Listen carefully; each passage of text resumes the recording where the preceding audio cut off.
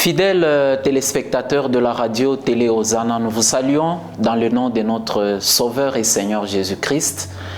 Nous vous bénissons pour votre fidélité à votre chaîne, votre fidélité à cette émission qui est votre émission et notre émission. Nous bénissons le Seigneur qui nous a fait grâce d'être ensemble avec vous dans cette émission intitulée Ordre suprême, une émission de la radio Télé Hosanna, une émission qui parle de l'évangélisation. L'ordre suprême, pourquoi? Parce que c'est l'ordre que notre Seigneur Jésus-Christ nous a donné dans Matthieu chapitre 28, le verset 19 à 20.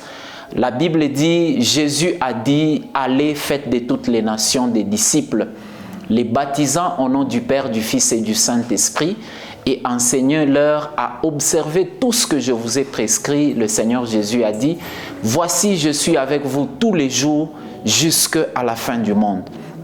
Nous bénissons le Seigneur pour cette opportunité. Bien-aimés dans le Seigneur, comme j'ai toujours l'habitude de vous le répéter, le même lit que vous dormez, il y en a qui ne passent pas la nuit dans un lit comme vous. Vous empruntez peut-être le même chemin, la même route. Il y en a qui arrivent à destination, mais il y en a qui n'arrivent pas à destination. Bien-aimé dans le Seigneur, la nourriture que tu es en train de manger, laisse-moi te dire qu'il y a des gens qui sont en train de chercher cette nourriture. Qu'est-ce que je veux dire par là? Si nous avons ce que nous avons, si nous pouvons faire ce que nous sommes en train de faire, si nous pouvons nous déplacer jusqu'à arriver à une destination voulue, c'est parce que le Seigneur nous a fait grâce. Voilà pourquoi pendant ce moment, je vais t'inviter pour que tu prennes quelques minutes afin de dire merci à Dieu, afin de lui exprimer ta reconnaissance pour tout ce qu'il fait pour toi, pour la grâce de la vie, pour le mouvement l'être. Bien-aimé dans le Seigneur, nous devons dire merci à Dieu. C'est pourquoi je t'invite là où tu es, de laisser pendant un moment, pendant quelques secondes, ce que tu es en train de faire, que tu puisses avoir le temps de dire merci à Dieu pour la vie qu'il ne cesse de te renouveler. Nous allons nous incliner en prière pendant 2 minutes, que nous puissions dire merci à notre Dieu. Prions le Seigneur. Tendre Père, nous bénissons ton nom, nous te disons merci encore une fois pour cette émission. Merci pour ce moment que tu nous donnes de parler de ta part, que ce moment que tu nous donnes de t'écouter. Nous voulons nous recommander entre tes mains, nous voulons nous remettre entre tes mains. Saint-Esprit de Dieu, nous voulons que tu nous parles, nous voulons que tu nous enseignes, parce que la Bible nous dit, l'Esprit de Dieu vous enseignera toutes choses. Voilà pourquoi nous nous disposons pendant ce moment que tu puisses nous enseigner, que tu puisses nous parler. C'est au nom de Jésus-Christ, notre Sauveur et notre Seigneur, et nous disons Amen. Bien-aimés dans le Seigneur, que Dieu vous bénisse. Encore une fois, soyez bénis pour votre attention, pour votre fidélité à cette émission. La fois passée, nous étions toujours en train de parler du discipolat. Bien-aimés dans le Seigneur, nous avons expliqué le discipolat et nous avons dit que dans le mot discipolat, il y a le mot disciple. Et dans le même mot disciple, nous avons découvert qu'il y a aussi le mot discipline. Ce terme a été emprunté du latin disciplina, qui vient de discipulus, qui signifie élève. Et quand on parle d'un élève, on parle d'une éducation.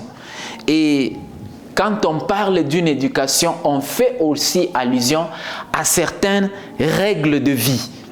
Et c'est pourquoi nous avons parlé des disciplines, qui est un ensemble de règles, un ensemble des obligations que nous devons remplir, ce que nous avons appelé des disciplines spirituelles, qui vont nous pousser à demeurer attachés à notre Seigneur Jésus-Christ. Et parce que nous sommes ces disciples, Jésus a dit, allez, faites de toutes les nations des disciples.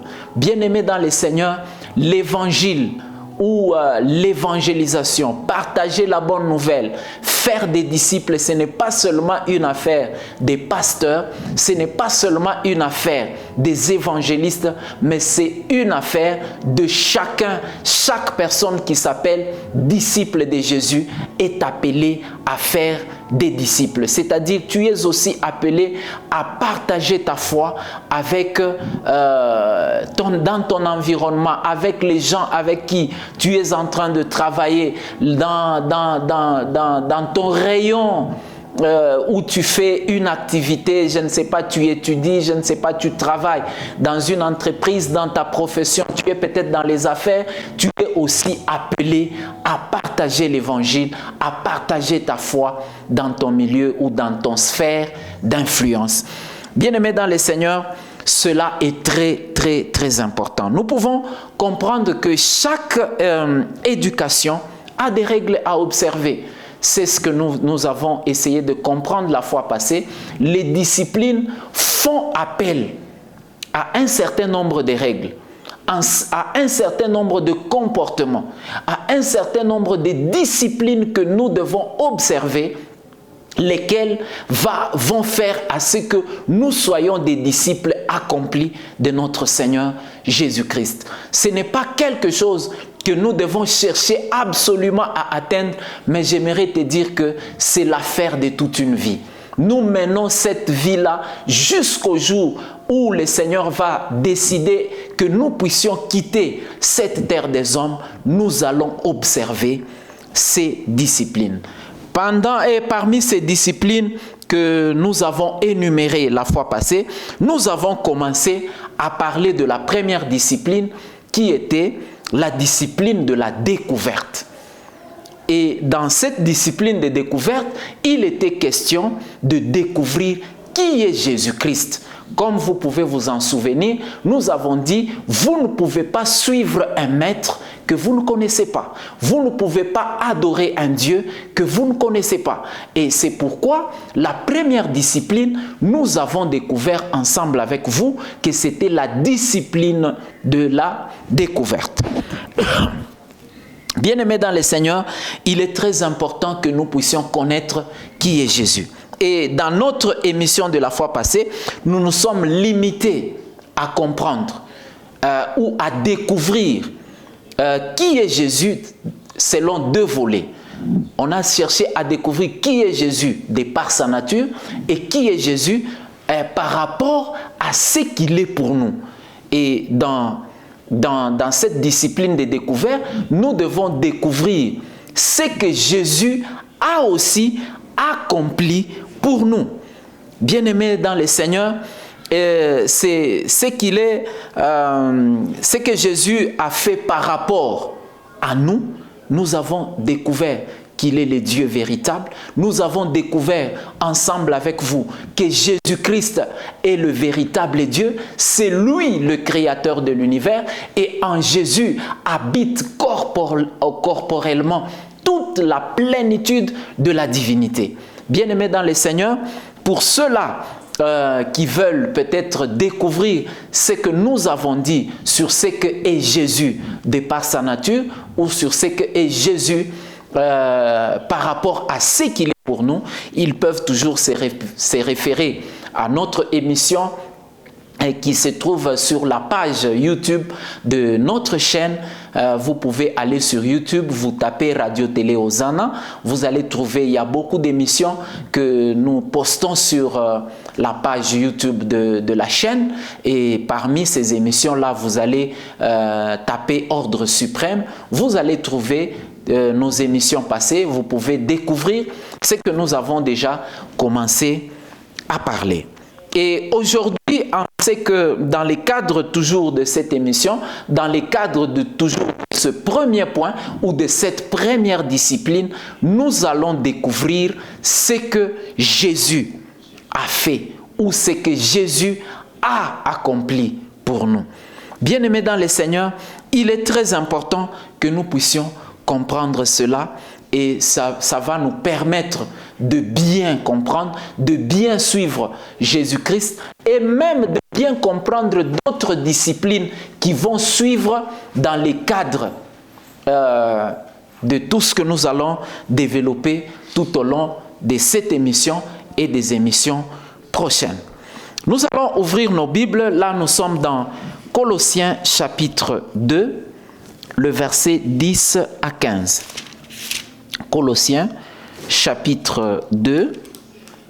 Non, j'aimerais que nous puissions commencer par Colossiens chapitre 1er, le verset 12 à 14. Colossiens chapitre 1er, le verset 12.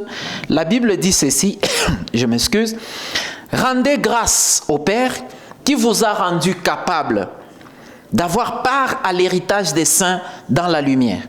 Il nous a délivrés de la puissance des ténèbres et nous a transportés dans le royaume de son Fils bien-aimé, en qui nous avons la rédemption et le pardon de nos péchés. » Bien-aimés dans le Seigneur, quand nous lisons ceci, nous comprenons que Jésus-Christ, dans son œuvre qu'il a accomplie à la croix de Golgotha, dans ce qu'il a accompli pour nous, parce que ça fait aussi partie de la découverte que nous devons faire.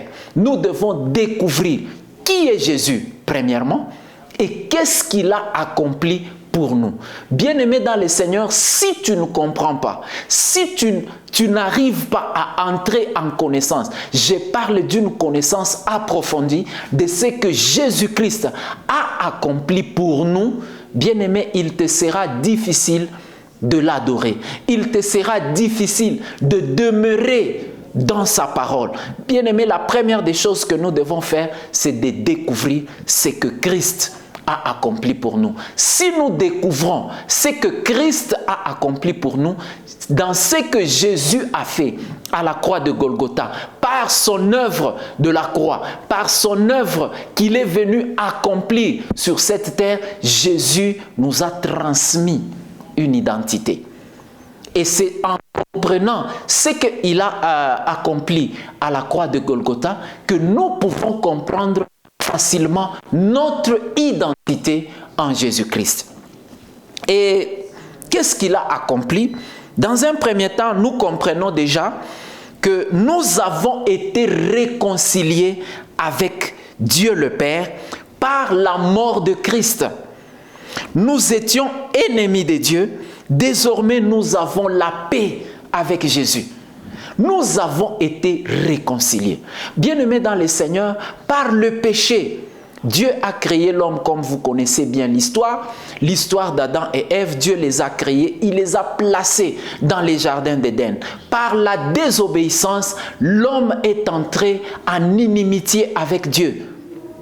C'est parce que la Bible nous dit ceci, Dieu a dit à Adam, le jour où tu vas manger de l'arbre de la connaissance du bien et du mal, ce jour-là tu mourras. Et le jour où Adam et Ève ont mangé de ce fruit ou du fruit de cet arbre, ils sont morts spirituellement. Spirituellement, ils étaient déconnectés de Dieu. Ils étaient déconnectés de Dieu. Lorsque nous lisons la Bible, après que Adam et Ève aient mangé du fruit interdit, la Bible dit que le soir, l'Éternel est venu vers Adam et Ève dans le jardin d'Éden.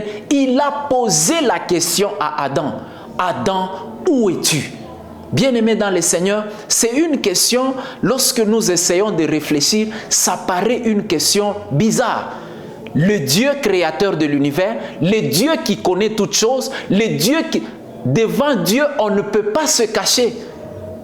Mais Dieu pose la question à Adam en disant « Où es-tu » Comme qui dirait, Dieu ne connaissait pas là où se trouvait Adam.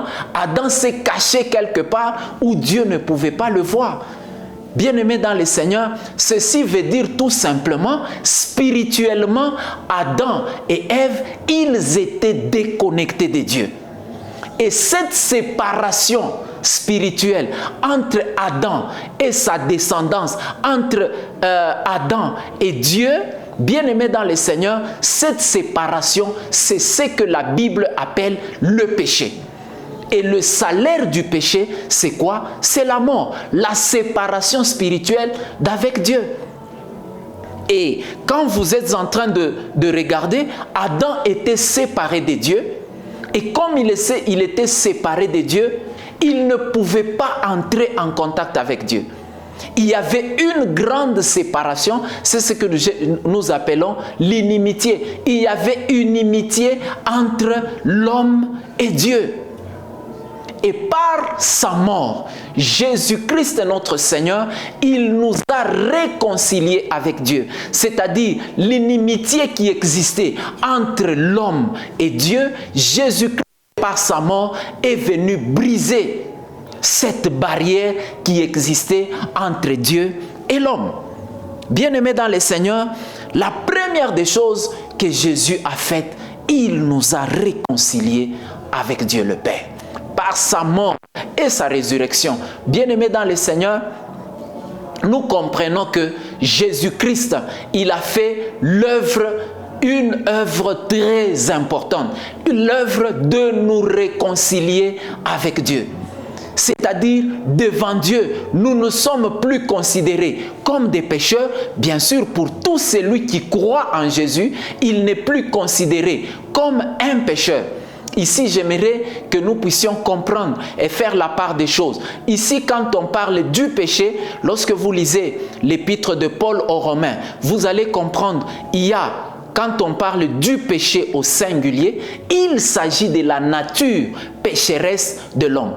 Maintenant, quand on parle des péchés au pluriel, il s'agit d'un comportement, il s'agit des actions que nous posons. Et nous pouvons comprendre facilement que la nature de l'homme, cette nature pécheresse, c'est cette nature qui pousse l'homme à commettre des actes d'inimitié contre Dieu. Et Jésus, en venant, en mourant sur la croix, Jésus est venu résoudre le problème du péché entre l'homme, le péché qui séparait l'homme et Dieu.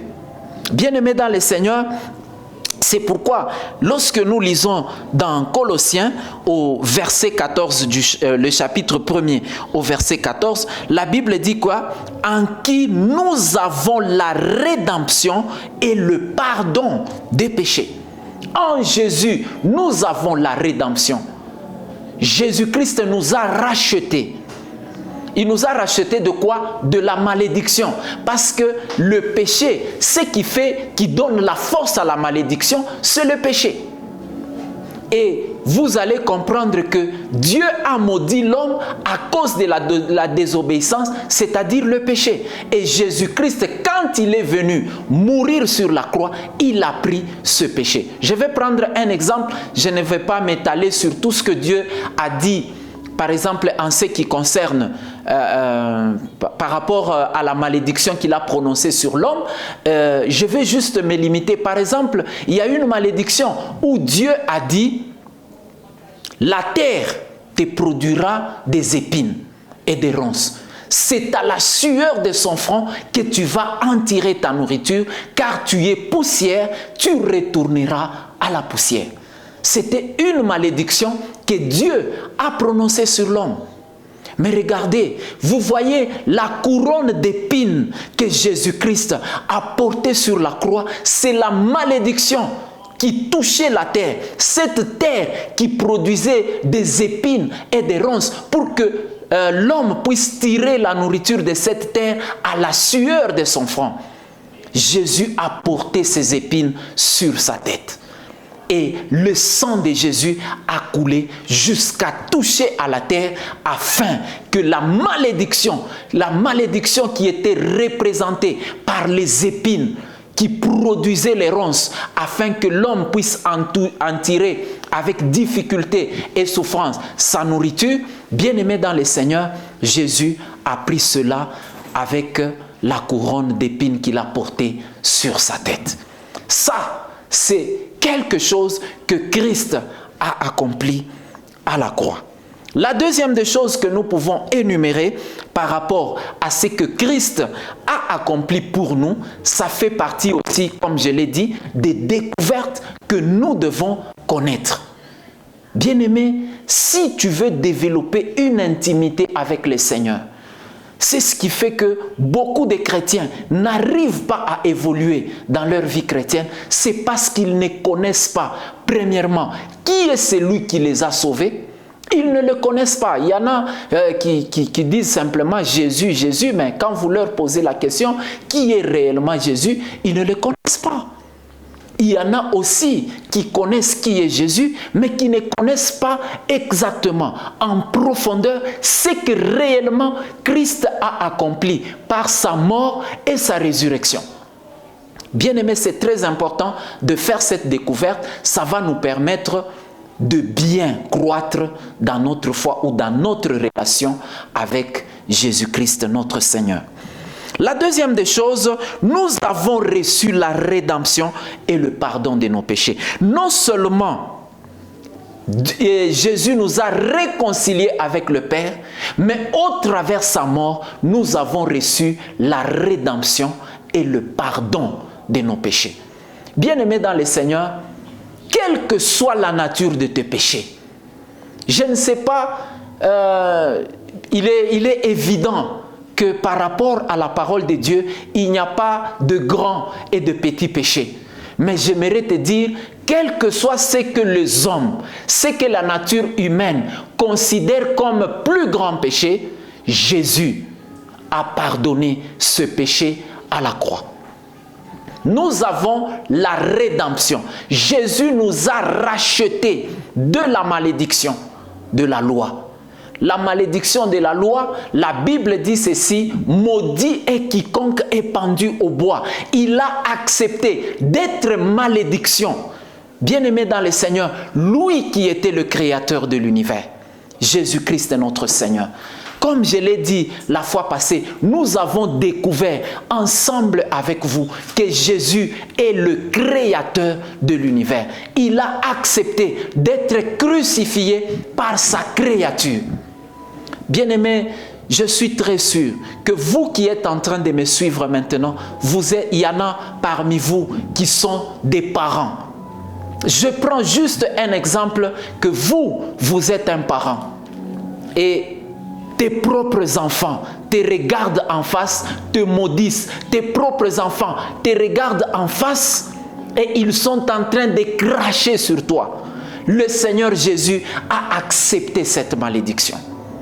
Bien-aimé, il a accepté d'être crucifié comme un brigand. Il a accepté de porter la place qu'il nous méritait. Il a accepté de prendre notre place afin que toi et moi, tout celui qui croit en lui, puisse être racheté de cette malédiction de la loi. Toi et moi, on méritait la mort. Toi et moi, nous avons mérité la crucifixion et même la mort honteuse. Jésus-Christ a accepté de porter cette mort pour nous. Bien-aimé, lorsque tu comprends ces choses, tu peux te rendre compte de la quintessence. Tu peux te rendre compte de la grandeur de l'œuvre de notre Seigneur Jésus-Christ.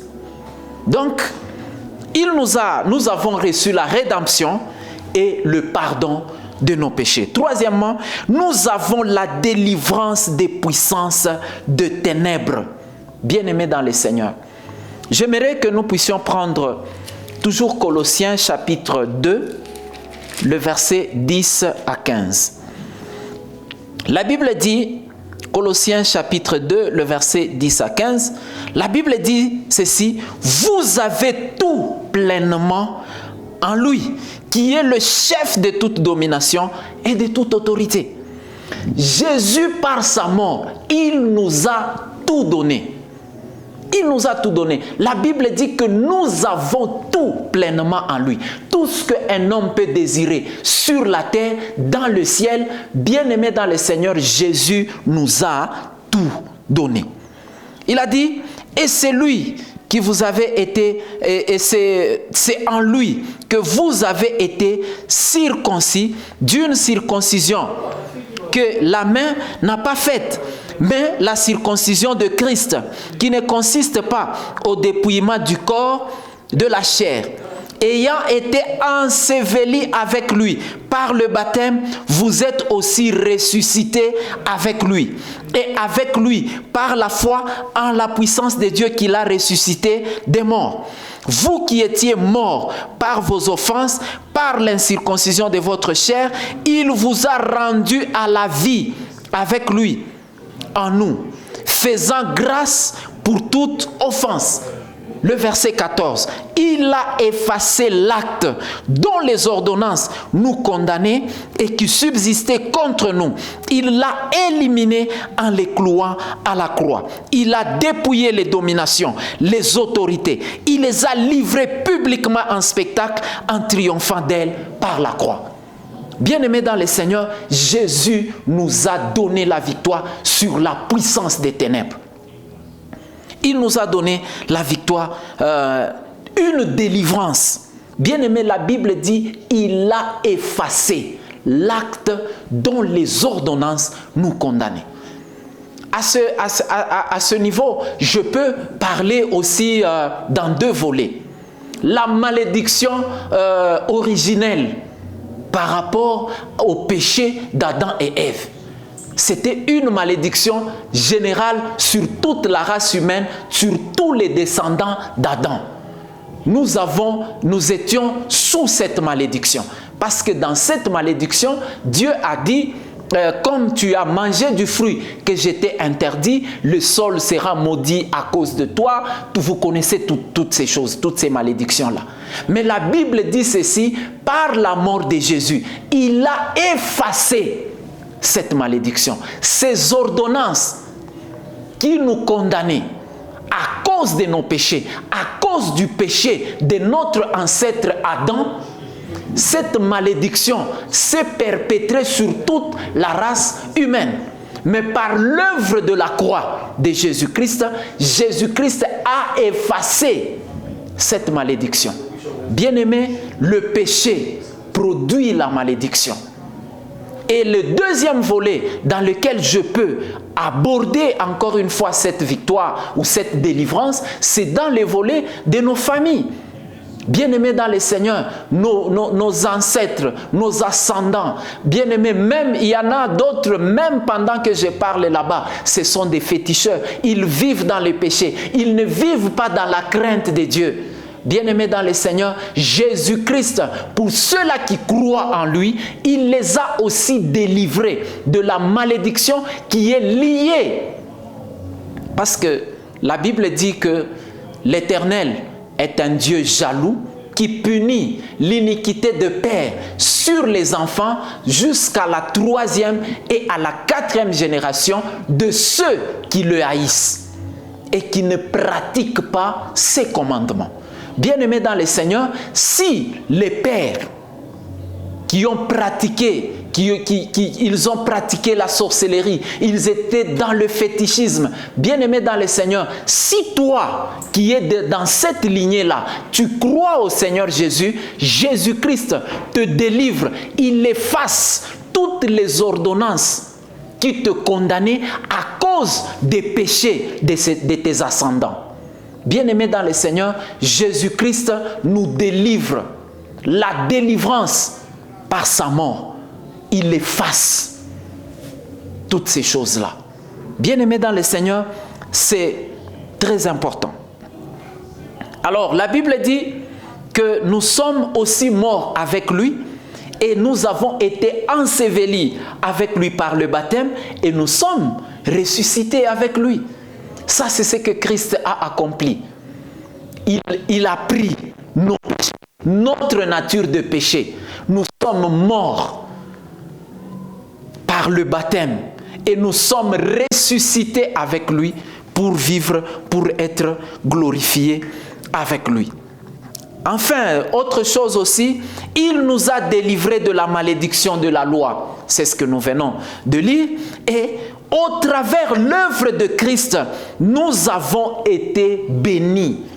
Mais dans le Seigneur, Jésus-Christ nous a bénis au travers de son œuvre, l'œuvre de la croix. Nous avons été bénis. Nous qui étions maudits, nous venions de familles où les malédictions générationnels sont en train de battre le plein. Mais par notre foi en Jésus-Christ, par notre croyance en Jésus-Christ, bien-aimés dans le Seigneur, il nous a délivrés de cette malédiction. En nous délivrant de la malédiction, mais il nous a aussi bénis. Nous allons le lire, nous sommes dans Éphésiens, Éphésiens chapitre 1er. Éphésiens chapitre 1er. À partir du verset 3. Éphésiens chapitre 1er à partir du verset 3 et le suivant, la Bible dit ceci: béni soit Dieu, béni soit le Dieu et Père de notre Seigneur Jésus-Christ, qui nous a bénis de toute bénédiction spirituelle dans les lieux célestes en Christ. Nous ne sommes plus maudits.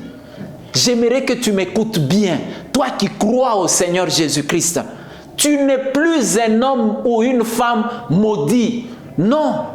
La Bible dit qu'il nous a bénis de toutes sortes de bénédictions. Les bénédictions temporelles et les bénédictions éternelles. Jésus nous a bénis de toutes sortes de bénédictions dans les lieux célestes en Christ. Jésus-Christ est notre Seigneur. Par sa mort et sa résurrection, par son œuvre, nous sommes bénis. La Bible dit de toutes sortes de bénédictions. Je vais énumérer quelques-unes des bénédictions dont on parle dans Éphésiens chapitre 1er, le verset 3. Toujours dans ce chapitre, écoutez la suite des bénédictions dont nous bénéficions par rapport à l'œuvre de la croix. La Bible dit quoi? En lui, Dieu nous a élus avant la fondation du monde pour que nous soyons saints et irréprochables devant lui. Bien-aimés, devant Dieu, à cause de l'œuvre de Jésus-Christ, devant Dieu, nous sommes considérés comme saints. Désormais, tel que tu es là, n'aie pas peur de t'appeler un saint. Tu es saint, pourquoi? Parce que tu as été racheté par le sang de Jésus-Christ et que son esprit habite en toi. Nous allons le voir tout à l'heure. Bien-aimés dans le Seigneur, la Bible dit au verset 5, « Il nous a prédestinés dans son amour à être ses enfants d'adoption par Jésus-Christ selon les bons plaisirs de sa volonté. » Nous sommes devenus enfants de Dieu. Alléluia.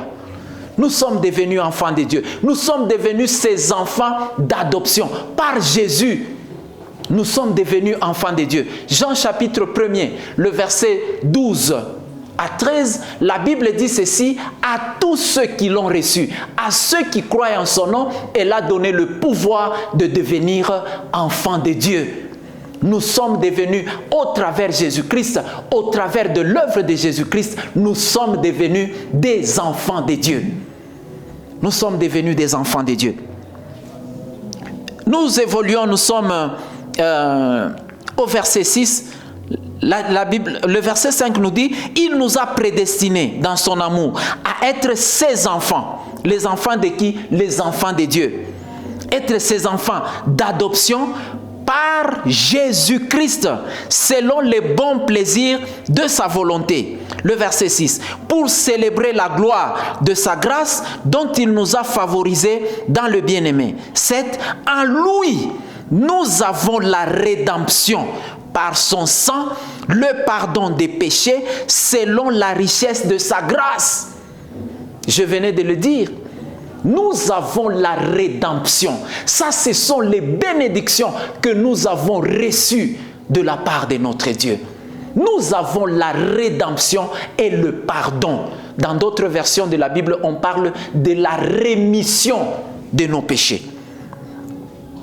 Et la Bible dit ceci: et selon la richesse de sa grâce que Dieu a répandue abondamment sur nous par toute espèce de sagesse et d'intelligence. Bien-aimé, l'intelligence, ton intelligence ne fonctionne plus selon la pensée de ce monde, mais ton intelligence est en train maintenant de fonctionner selon le système de Dieu. Ta sagesse n'est plus la sagesse de ce monde, mais c'est maintenant la sagesse de Dieu, à cause de ce que Christ a accompli pour nous. Bien-aimé dans le Seigneur, au verset 9, il dit, « Il nous a fait connaître le mystère de sa volonté selon le bienveillant dessein qu'il avait formé en lui-même pour le mettre à exécution lorsque le temps serait accompli de réunir toutes choses en Christ, celles qui sont dans les cieux et celles qui sont sur la terre. En lui, encore lui, en lui Jésus. Nous sommes aussi devenus héritiers, ayant été prédestinés suivant le plan de celui qui opère toutes choses d'après le conseil de sa volonté. Nous sommes devenus héritiers de Dieu. Bien-aimés dans le Seigneur, c'est ce que Jésus a fait. Jésus a fait de nous les héritiers de Dieu. Nous sommes devenus héritiers de Dieu et co-héritiers avec Christ. Bien-aimés dans le Seigneur, j'aimerais vous faire voir quelque chose en disant ceci. Dans notre système du monde, dans le système du monde, quand on parle, vous êtes co-héritier avec quelqu'un, c'est-à-dire vous partagez l'héritage en part égale selon le nombre des héritiers. Mais avec Dieu, c'est que chaque héritier possède ce que Dieu a. Tout ce qui appartient à Dieu m'appartient aussi. Bien-aimé dans le Seigneur, quelle grâce!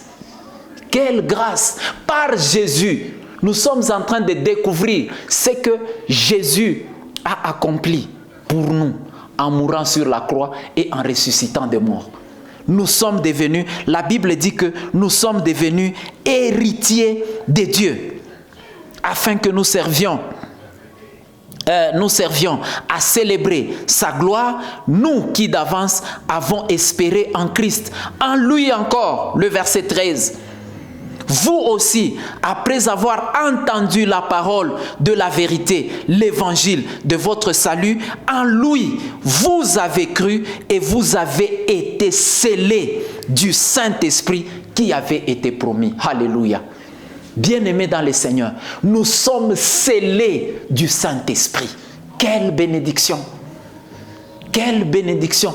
Telle que toi qui crois en Jésus-Christ, toi qui as la foi en Jésus-Christ, qui es en train de me suivre, la Bible dit que tu es scellé du Saint-Esprit qui avait été promis.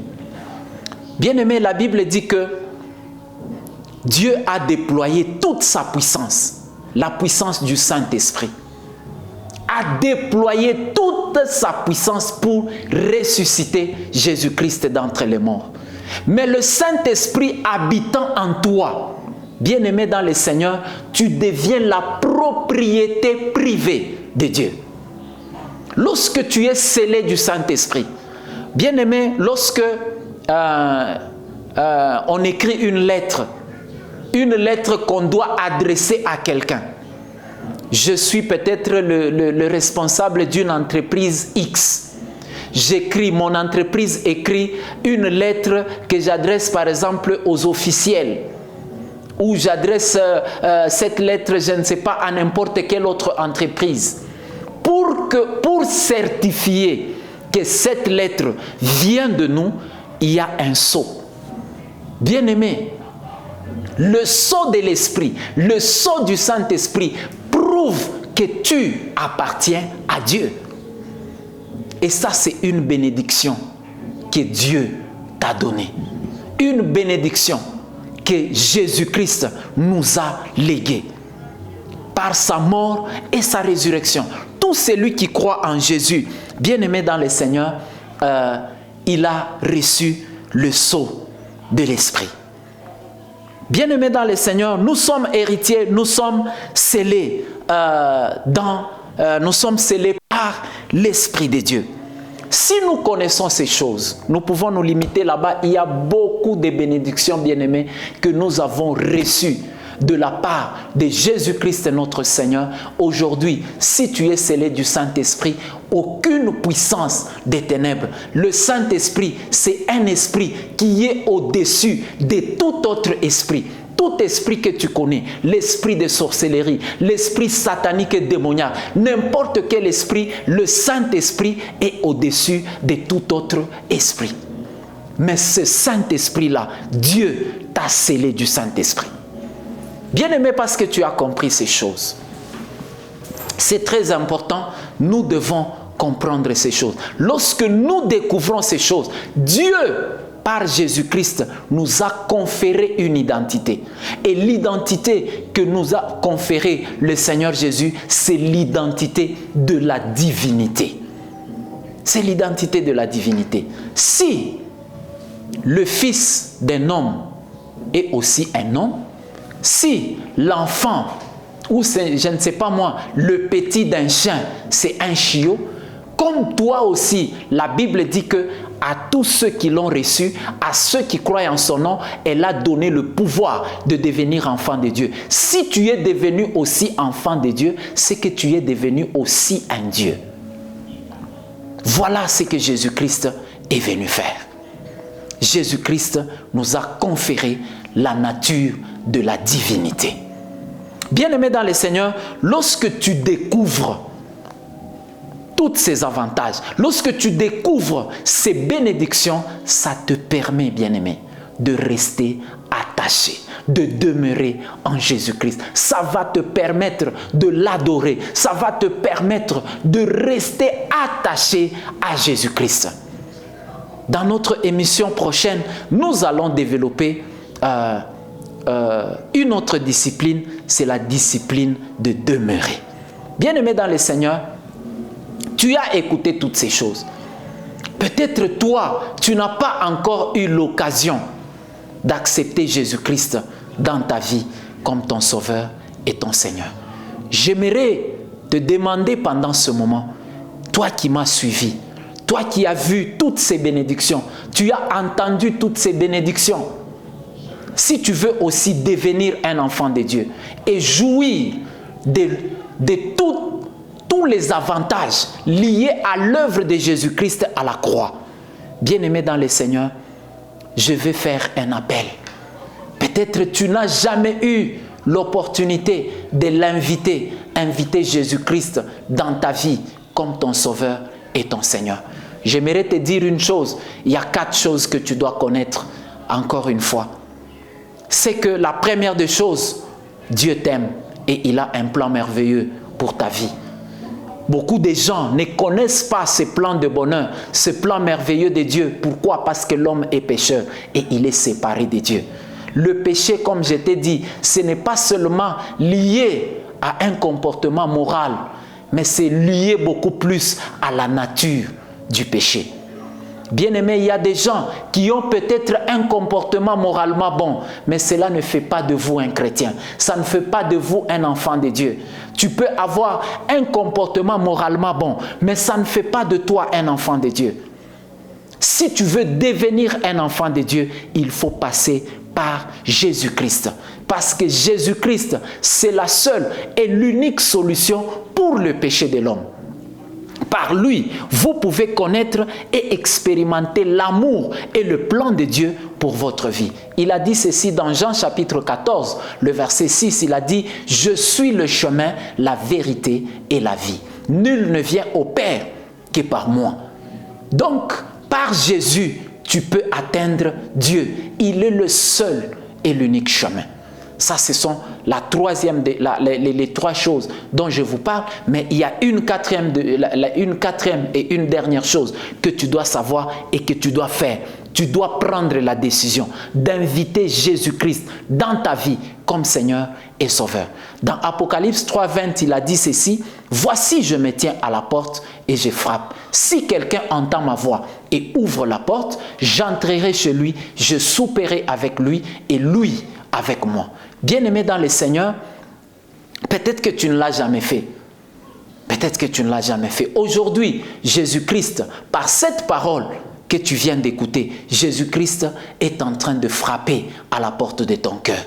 Si tu entends sa voix et que tu ouvres la porte de ton cœur, Jésus va entrer dans ta vie et il va manger avec toi, il va vivre avec toi.